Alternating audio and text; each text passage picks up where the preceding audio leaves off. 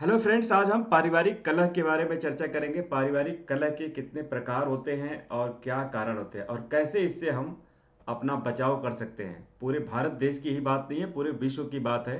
पारिवारिक कलह एक इंडिविजुअल या व्यक्तिगत कलह नहीं है, बल्कि यह एक सामाजिक कलह है। साथियों, यह किसी से छिपा नहीं है कि हर परिवार में छोटे मोटे मतभेद, टेंशन चलते रहते हैं। लेकिन यह टेंशन जब बढ़ता जाता है तो जीवन में एक बहुत ही भयावह रूप ले लेता है और इसका परिणाम बच्चों को भुगतना पड़ता है। बच्चे जो हैं साथियों, मन के सच्चे होते हैं और बच्चे वे एक तरह से भगवान के रूप होते हैं। लेकिन आप सोचिए कि हस्बैंड और वाइफ में या परिवार में किसी भी तरह का मतभेद हो, किसी भी तरह का कलह हो डे टू डे, तो उन बच्चों के कोमल विचारों पे क्या प्रभाव पड़ता होगा। साथियों, दुनिया में बहुत सारी रिसर्च स्टडीज़ है, बहुत सारे अनुसंधान हुए हैं, लेकिन अभी तक ना कोर्ट, ना समाज सेवक, ना कोई भी इंटेलेक्चुअल विद्वान वैज्ञानिक इस मामले को अभी तक सुलझा पाया। लेकिन कुछ इसके लिए कुछ ऐसे शांति की स्थापना करने वाले दार्शनिक, कुछ ऐसे मनोवैज्ञानिक, कुछ ऐसे लोग हैं जो सच में इंटरवीन कर रहे हैं, इंटरवेंशन कर रहे हैं, लोगों के बीच में जाते हैं और समय देते हैं, वहाँ बैठ के मध्यस्थता करना चाहते हैं, उनको सुनते हैं, उनको समझते हैं। और शायद वो कुछ मुख्य पॉइंट्स हैं जो उन्होंने लाया और उन्होंने बताया कि अगर हम इन चीज़ों से अपना बचाव कर सके तो हम पारिवारिक कलह को कम कर सकते हैं और पूरे देश में, पूरे समाज में, पूरे घर के अंदर एक अच्छा शांति का माहौल हम कायम कर सकते हैं। तो आइए देखते हैं वो कौन से ऐसे पॉइंट्स हैं जो यहाँ पे मुख्यतया इन पारिवारिक कलहों से हमें बचा सकते हैं और हम एक बेहतर जीवन जी सकते हैं। साथियों, आप जानते हैं सबसे पहला जो कारण होता है, एक तो पुरुष प्रधान समाज है। यहाँ पे जो है पूरे अगर दुनिया में देखें तो पुरुष प्रधान का मतलब होता है कि एक मुखिया होता है जो पूरे परिवार को चलाता है, उसमें ज़्यादातर पुरुषों की ही चलती है या पुरुष ही निर्णय लेते हैं। और ये भी कई बार एक बहुत बड़ा कारण बन जाता है, खास करके हमारे भारत जैसे देशों में। जब यहाँ पे पुरुष निर्णय लेते हैं, ज्वाइंट फैमिलीज होती हैं जहाँ बहुत सारे लोग रहते हैं और यहाँ पे बहुत सारे लोग जो है अपनी बातें नहीं कह पाते हैं, सबकी सुनी नहीं जाती हैं, तो उसी परिवार में से यहाँ पे कलह उत्पन्न होने लगता है। एक बहुत बड़ा ये ऐतिहासिक कारण है। हालांकि पुरुष प्रधान समाज समाज जो है अब वर्तमान समय में इसकी जो है प्रासंगिकता थोड़ी कम होती जा रही है, क्योंकि अब परिवार जो है न्यूक्लियर होते जा रहे हैं। तो यहाँ पे अब जो है ये पुरुष प्रधान की जगह दोनों लोगों की, पति और पत्नी की, दोनों लोगों की सुनी जा रही है। लेकिन जहाँ जहाँ पुरुष प्रधानता होती है वहाँ वहाँ पे जो है डिस्प्यूट होने के चांसेस होते हैं। इसके बाद अगर हम देखेंगे, दहेज एवं हिंसा एक बहुत ही बड़ा कारण माना गया है। अनुसंधान में नहीं बल्कि व्यावहारिक रूप से हम अपने आसपास में भी देखते हैं। जीवंत उदाहरण है कि लड़कियों को अगर ठीक तरीके से अगर उसके पिता ने दहेज नहीं दिया है, लड़कियों को अच्छा खासा रकम नहीं दिया है, तो लड़कियों को घर पे जाने के बाद जो है उनको यातनाएं और टॉर्चर सहना पड़ता है, चाहे वो शारीरिक हो या मानसिक हो।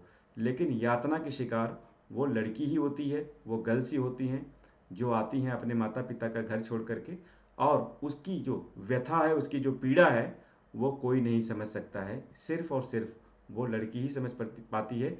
यहाँ तक कि वो लड़की अपने घर पे बताती भी नहीं है कि उसके माँ बाप परेशान होंगे, उसके घर वाले परेशान होंगे, और वो घुटती रहती है। और उसका जो घुटन है, मानसिक घुटन, एक बड़ी मानसिक बीमारी का जो है एक प्रतीक बन करके आता है या मानसिक बीमारी का एक कारण बनता है। जेंडर हिंसा की अगर हम बात करें तो समाज में जेंडर हिंसा भी एक बहुत बड़ा हिंसा रहा है साथियों। कि जेंडर का मतलब कि किसी खास जेंडर को महत्व देना।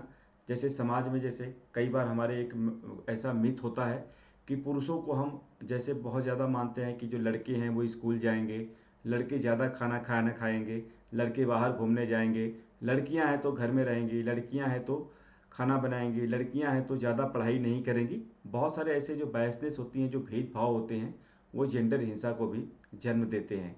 तो अगर हम इन चीज़ों को कम करें तो इसके कारण भी जो है हमारे यहाँ पे जो पारिवारिक कलह है वो कम हो सकते हैं। पैसा एवं बेरोजगारी को अगर देखें, वर्तमान समय में एक दो सालों के अंदर अगर कोरोना वायरस के चलते हुए भी देखें तो बहुत सारे बेरोजगारी की समस्या आई, बहुत सारे लोग घरों में बैठ गए और इसके कारण भी जो है एक बड़ी समस्या आई। गरीबी, बेरोजगारी, पैसे की कमी जो है घर में आयो दिन एक बड़ा कलह लेकर के आती है। खाने को पैसा नहीं है, मकान नहीं है रहने के लिए, घूमने के लिए बच्चों के लिए पैसा नहीं है, बच्चों के लिए चाहिए किताब कापी, उसके लिए पैसा नहीं है, पढ़ने के लिए पैसा नहीं है। तो ये जो साधन विहीनता आ जाती है जीवन में, ये भी एक बहुत बड़ा कलह का कारण बनती है। ड्रग्स और शराब, अगर देखते हैं घर में कोई भी व्यक्ति ड्रग्स और शराब के नशे में का सेवन करता है तो यह आयो दिन एक बहुत बड़ा कलह का कारण बनता है, मारपीट का कारण बनता है, जिसका बहुत बड़ा जो है इम्पैक्ट बच्चों के माइंड पे पड़ता है। पारिवारिक समस्या एक व्यक्तिगत समस्या नहीं है बल्कि यह एक सामाजिक समस्या है साथियों। इसे व्यक्तिगत समस्या ना माने आप लोग, बल्कि एक सामाजिक समस्या माने, एक देश की समस्या माने और शेयर करें जिसको भी आप अच्छा समझते हैं, जिससे भी ये प्रॉब्लम्स निपट सकती हैं उसको ज़रूर शेयर करें। जैसे अपने लॉयर के पास जा सकते हैं या किसी ऐसे बुद्धिजीवी वर्ग के पास जा सकते हैं, या आप हमारे चैनल पे हमसे भी संपर्क कर सकते हैं जहाँ पे हम फैमिली और काउंसलिंग थेरेपी के तहत जो है हम जरूर मध्यस्थता करने की कोशिश करेंगे, या हम जरूर कोशिश करेंगे कि इस मामले को ठीक किया जाए। और ये मामला इतना बड़ा नहीं होता, ये एक मानसिक झगड़ा होता है जो ईगो में बदलता जाता है, एक लंबे समय तक एक बड़ा मतभेद में बदलता जाता है, और परिवार के परिवार, घर के घर जो है बर्बाद होने के कगार पे आ जाते हैं, टूटने लगते हैं, और बच्चों का भविष्य खराब होता है। तो साथियों, हम एक अच्छे भविष्य की कल्पना कर सकते हैं, एक अच्छे पारिवारिक माहौल की कल्पना कर सकते हैं, एक पीसफुल इन्वायरमेंट की कल्पना कर सकते हैं साथियों। आइए जुड़िए, हाथ मिलाइए और इस पे बेहतर तरीके से काम करते हैं। वीडियो अच्छी लगी तो आप सब्सक्राइब कीजिएगा, और भी वीडियोस के लिए आपको लगातार हम वीडियोस देते रहेंगे। बेल आइकन जरूर प्रेस कीजिएगा। Thank you.